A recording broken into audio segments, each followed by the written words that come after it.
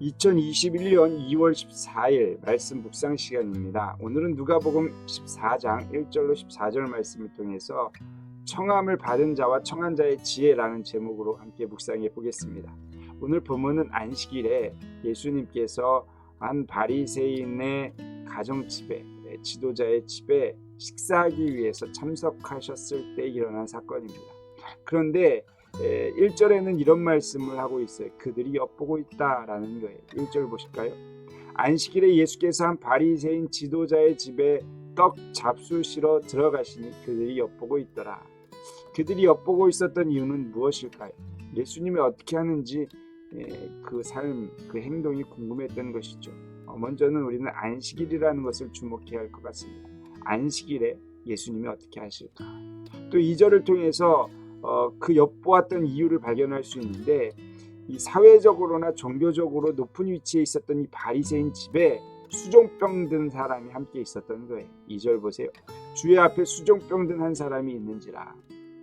수종병이라는 것은 몸이 물로 붓는 상태를 말합니다. 즉 신체 어떤 부위가 물로 채워지듯이 부어 있었던 것이죠. 아마도 예수님은 안식일에 이 수종병 든 여인에게 어떻게 하는지 사람들이 궁금해서 엿보고 있었던 것이 아닐까 우리는 추측할 수 있는 것입니다. 그때 예수님께서는 이렇게 묻습니다. 3절입니다.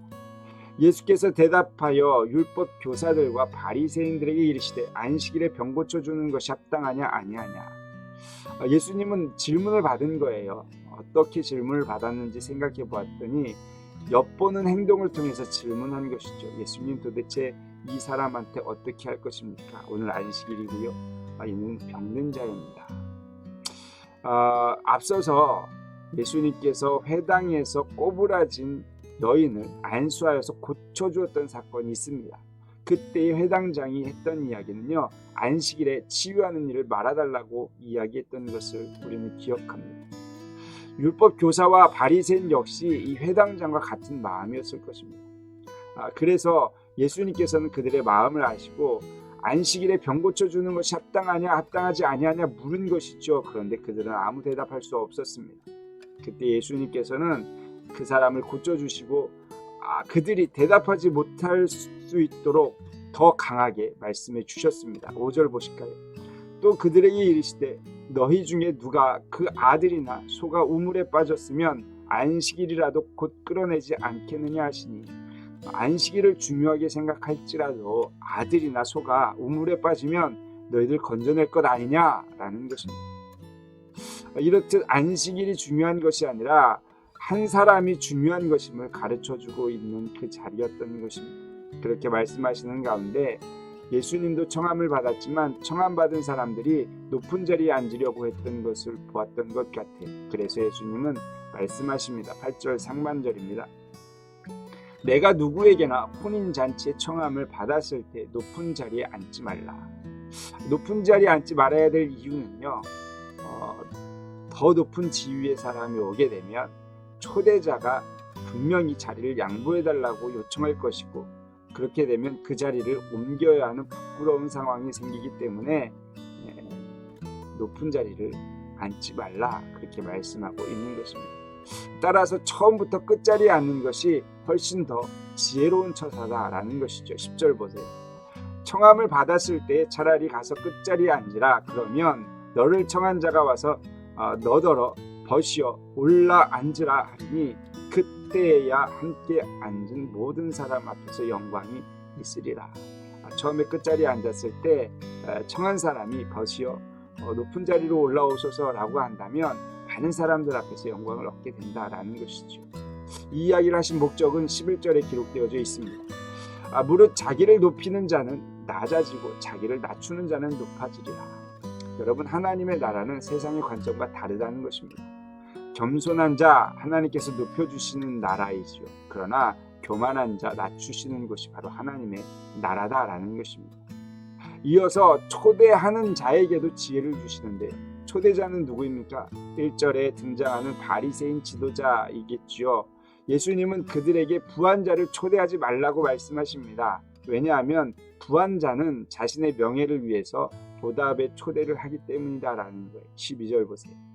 또 자기를 청한 자에게 이르시되 내가 점심이나 저녁이나 베풀거든 벗이나 형제나 친척이나 부한 이웃을 청하지 말라. 두렵건대 그 사람들이 너를 도로 청하여 내게 갚음이 될까 하노라. 당시 문화적으로 호의를 베풀면 그만큼 갚아야 했던 사회였습니다. 받으면 갚아야 했기 때문에 부자에게 초대받는다는 것은 가난한 사람들에게는 매우 부담스러운 일이었던 것이죠. 또한 부자들도 자신들의 입장에서 가난한 자들을 초대하면 초대자의 명예가 실추되기 때문에 쉽게 초대하지 않았습니다. 이런 문화를 예수님께서 지적하시면서 다음과 같이 말씀하시는 거예요. 13절이요. 잔치를 베풀거든 차라리 가난한 자들과 몸 불편한 자들과 저는 자들과 맹인들을 청하라. 자신에게 덕이 되지 않더라도 손해가 될지라도 어떤 사람을 초대하라는 거예요. 가난한 사람, 몸 불편한 사람, 저는 사람 초대해서 그들을 돌봐주어야 된다라는 거예요. 왜냐하면 이들이 갚을 능력이 없기 때문에 대신 하나님이 갚아주신다라는 것이죠. 14절입니다. 그리하면 그들이 갚을 것이 없으므로 내가 복이 되리니 이는 의인들의 부활 시에 내가 갚음을 받겠음이라 하시더라. 대가를 기대하지 않은 채 가난하고 약한 사람을 귀하게 여기는 섬기는 그 사람은요, 의인들이 부활할 그때에 갚아주시겠다 이렇게 약속하신 것입니다. 따라서 하나님의 나라는요, 겸손을 추구하는 나라이고요. 또한 하나님의 나라는 어려운 자를 돌보는 섬김의 나라다라는 거예요. 수종병 든 사람이 그 집에 초대받았다는 것 참 아이러니한 일이지만 그것이 옳다.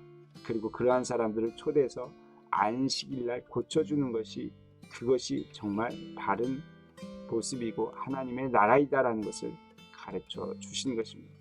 여러분, 예수님께서는 이 땅에 오셔서 섬김의 사역을 하셨죠.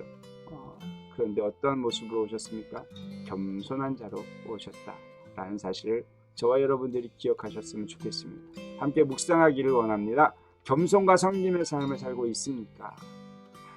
우리의 삶을 한번 점검해 보시고 나는 얼마나 겸손함으로 또 얼마나 섬김으로 살아가고 있는가 생각하시면서 묵상하셨으면 좋겠고, 예수님은 그 삶 자체가 바로 겸손이었고 섬김이었다라는 사실을 기억하시고 저와 여러분들이 이 제자의 길을 잘 감당할 수 있기를 주님의 이름으로 축복합니다. 기도하겠습니다. 좋으신 하나님 감사합니다. 우리는 청함받은 자로 또한 청하는 자로 살아갈 때가 있습니다. 청함받았을 때에는 겸손함으로, 청할 때에는 섬기는 자로 잘 감당할 수 있는 믿음의 권속들 될 수 있도록 축복하여 주시옵소서. 감사드립니다. 거룩하신 예수 그리스도의 이름으로 기도드렸사옵나이다. 아멘. 오늘도 함께 하신 귀한 성도님들께 감사드리고 오늘도 승리하는 하루 되기를 주님의 이름으로 축복합니다.